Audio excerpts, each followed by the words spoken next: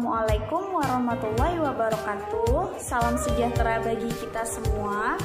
Kepada yang terhormat Bapak Muhammad Ihsan Ramadhani MPD selaku dosen pembimbing mata kuliah kami, materi dan pembelajaran IPS di SD, serta teman-teman yang berbahagia. Baiklah, perkenalkan kami dari kelompok 3 yang beranggotakan saya sendiri, Retno Kanti Rahayu, dan rekan-rekan saya ada Hartinah Meliani dan Putri Nur Latifah. Di sini kami akan mempresentasikan materi kami yang berjudul Konsep Dasar IPS. Simak videonya teman-teman.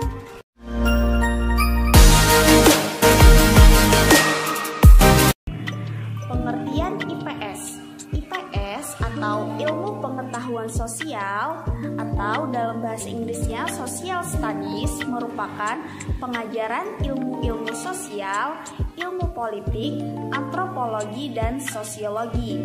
Sebagai suatu program pendidikan, maka IPS dapat diartikan sebagai program pendidikan yang merupakan suatu keseluruhan yang ada pada pokoknya mempersoalkan manusia dalam lingkungan sosialnya.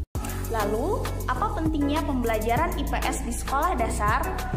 Memberikan pembelajaran IPS di SD merupakan peranan yang sangat penting karena IPS memuat materi yang mempersiapkan dan mendidik siswa untuk hidup dan memahami dunianya. Siswa juga merupakan calon masyarakat sehingga mereka memerlukan bekal untuk bersosialisasi di dalam kehidupan masyarakat. Tujuan utama dari pembelajaran IPS ialah untuk mengembangkan potensi siswa agar peka terhadap masalah sosial yang terjadi di dalam masyarakat. Kemudian memiliki sikap mental positif terhadap perbaikan segala penyimpangan yang terjadi di masyarakat, serta terampil mengatasi setiap masalah yang terjadi di kehidupan sehari-hari, baik yang menimpa dirinya ataupun yang menimpa di masyarakat. Baiklah, materi yang selanjutnya akan dipaparkan oleh rekan saya.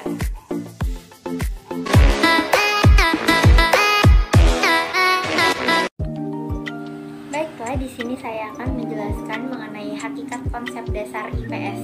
Robert Barr 2017 Studi Sosial merupakan mata pelajaran sekolah untuk mempelajari manusia dalam masyarakat pada masa lalu, masa kini, dan masa yang akan datang. Adapun istilah ilmu-ilmu sosial di bidang pengetahuan sosial meliputi ilmu sosial, social science. Ahmad Sanusi menyatakan bahwa tentang ilmu sosial terdiri dari disiplin-disiplin ilmu pengetahuan sosial bertaraf akademis dan biasanya dipelajari pada tingkat perguruan tinggi, makin lanjut makin ilmiah. Studi sosial bukan merupakan suatu bidang keilmuan atau disiplin bidang akademis, melainkan lebih merupakan suatu bidang kajian tentang gejala dan masalah sosial yang terjadi pada masyarakat.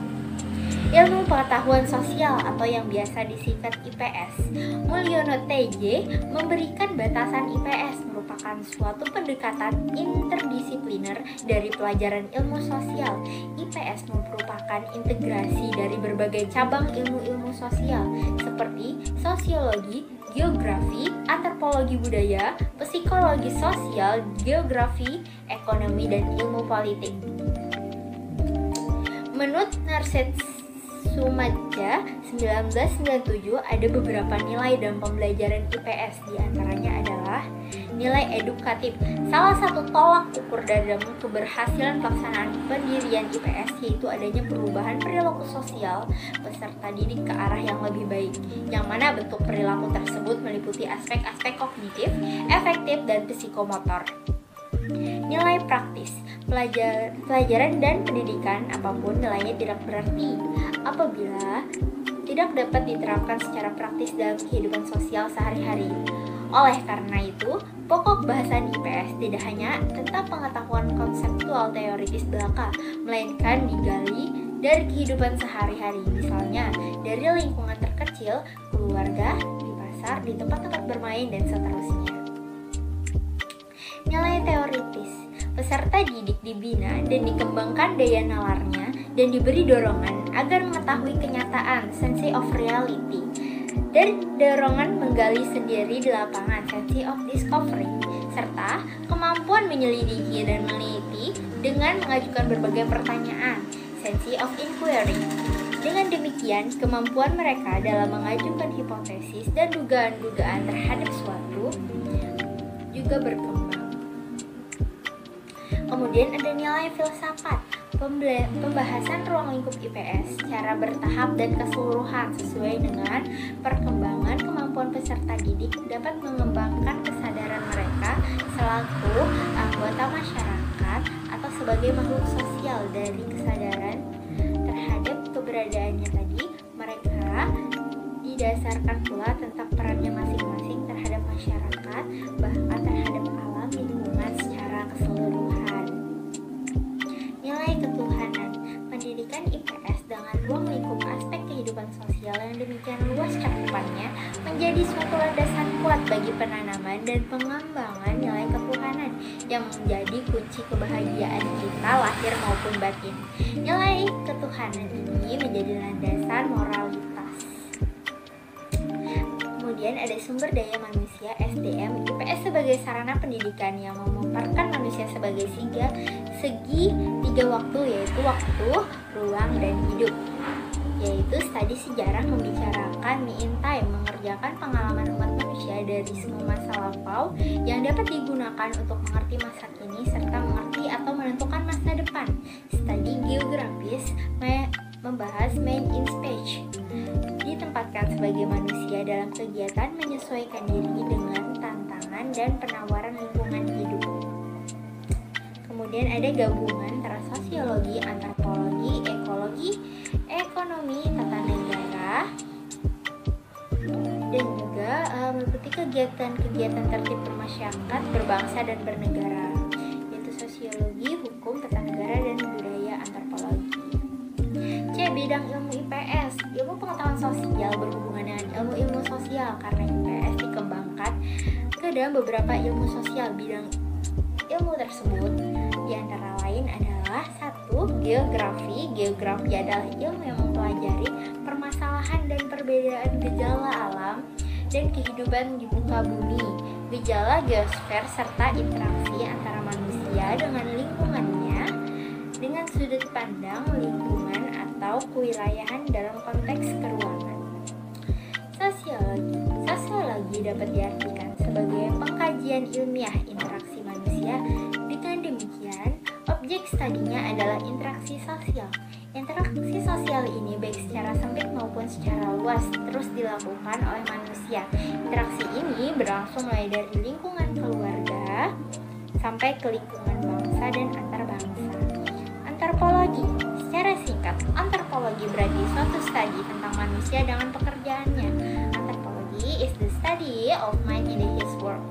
Ke dalam pekerjaan manusia termasuk segala hasil pemikiran atau hasil akal budaya, atau secara singkat dirangkum ke dalam istilah kebudayaan. Secara luas, kebudayaan adalah keseluruhan dari kesatuan dari hasil kelakuan manusia yang teratur oleh tata kelakuan yang telah ditetapkan dengan belajar dan yang semuanya tersusun ke dalam kehidupan masyarakat. Kemudian ada sejarah. Sejarah secara umum adalah ilmu yang mempelajari peristiwa-peristiwa kehidupan manusia pada masa lampau. Sedangkan secara khusus, sejarah adalah suatu proses interaksi serba terus-menerus antara sejarawan dengan fakta-fakta yang ada. Ekonomi. Sastra Diokor 2001 halaman 4. Secara umum, ekonomi adalah usaha manusia untuk memenuhi kebutuhan dalam mencapai kemakmuran yang diharapkan dengan memilih penggunaan sumber daya produksi yang sifatnya langka atau terbatas. Dengan kata lain, ekonomi ini merupakan suatu disiplin tentang aspek-aspek ekonomi dan tingkah laku manusia. Sekian, terima kasih.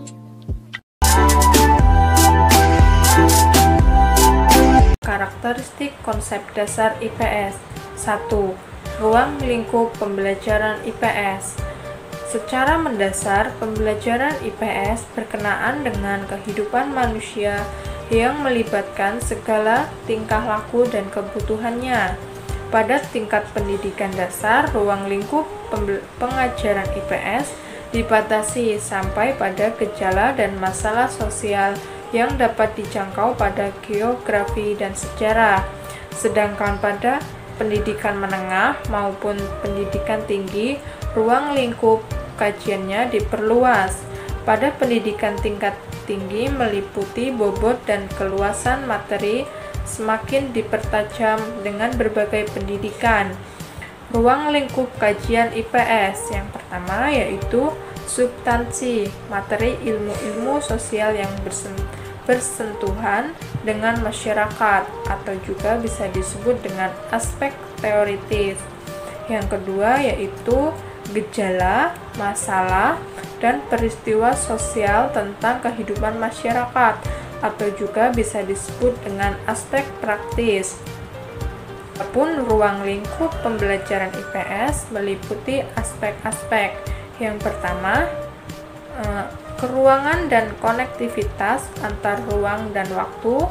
Yang kedua, perubahan masyarakat Indonesia pada zaman praksara, zaman Hindu-Buddha, dan zaman Islam, zaman penjajahan dan tumbuhannya,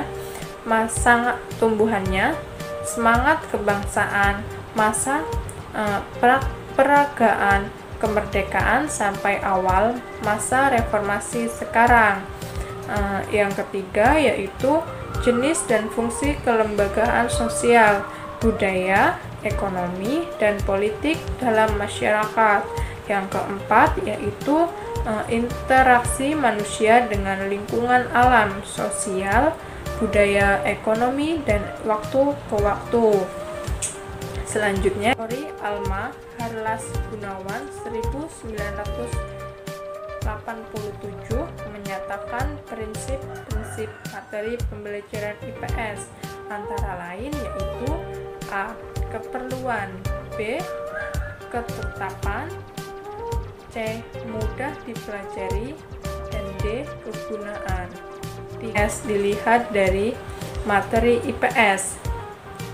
Menurut Mulyono Tokrodikario, ada 5 macam sumber materi IPS. Yang pertama, segala sesuatu dan apa saja yang terjadi di sekitar anak sejak dari keluarga, sekolah, desa, kecamatan, sampai lingkungannya yang luas, negara dan dunia dengan berbagai permasalahannya. Yang kedua yaitu kegiatan manusia, misalnya pencaharian, pendidikan, keagamaan, produksi, komunikasi, dan transportasi. Yang ketiga yaitu lingkungan, geografi, dan budaya, meliputi segala aspek geografi dan antropologi yang terdapat sejak dari lingkungan anak yang terdekat sampai yang terjauh. Selanjutnya yaitu kehidupan masa lampau, perkembangan kehidupan manusia, sejarah yang akan dimulai dari sejarah lingkungan terdekat sampai yang terjauh tentang tokoh-tokoh dan kejadian-kejadian yang besar. Yang terakhir yaitu anak sebagai sumber materi meliputi berbagai segi dari makanan, pakaian, dan keluarga. Yang B yaitu strategi penyampaian pengajaran IPS.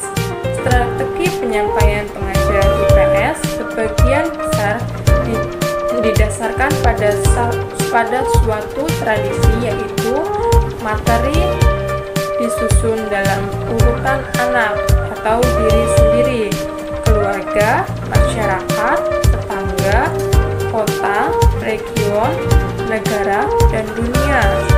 Anak pada masa sekolah dasar merupakan periode keserasian bersekolah, yaitu di mana anak telah matang untuk bersekolah. Kriteria keserasian bersekolah diantaranya yaitu yang pertama, anak harus mampu bekerja sama dengan teman-teman sebayanya. Yang kedua, anak memiliki kemampuan sineik analitik. Yang ketiga, anak sudah mencapai bentuk anak sekolah secara jasmania. Tujuan IPS. Secara keseluruhan, tujuan pembelajaran IPS di SD adalah sebagai berikut. Yang pertama, membekali peserta didik dengan pengetahuan sosial yang berguna dalam kehidupan kelak di masyarakat. Yang kedua, membekali peserta didik dengan kemampuan mengidentifikasi. Yang ketiga, membekali peserta didik dengan kemampuan berkomunikasi dengan sesama warga masyarakat dan berbagai bidang keilmuan serta bidang keahlian. Yang keempat, membekali peserta didik dengan kesadaran, sikap, mental, dan positif dan keterampilan terhadap pemanfaatan lingkungan hidup yang menjadi bagian dari kehidupan tersebut. Yang kelima atau yang terakhir yaitu membekali peserta didik dengan kemampuan mengembangkan pengetahuan dan keilmuan IPS sesuai dengan perkembangan kehidupan masyarakat, ilmu pengetahuan, dan teknologi. Jadi, kesimpulannya adalah IPS atau ilmu pengetahuan sosial dapat diartikan sebagai program pendidikan yang merupakan suatu keseluruhan yang ada pada pokoknya mempersoalkan manusia dalam lingkungan sosialnya. IPS bertujuan untuk mendidik seseorang menjadi kewarganegaraan yang baik. IPS pada hakikatnya adalah suatu kompromi.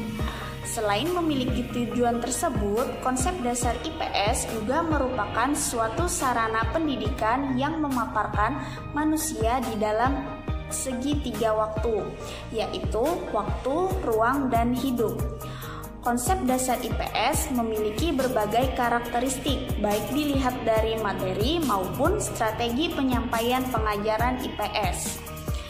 Mempelajari IPS pada anak SD memiliki beberapa tujuan, di antaranya membekali peserta didik dengan pengetahuan sosial, misalnya kemampuan berkomunikasi, kemampuan mengidentifikasi, menganalisis, dan menyusun alternatif pemecahan masalah sosial yang terjadi.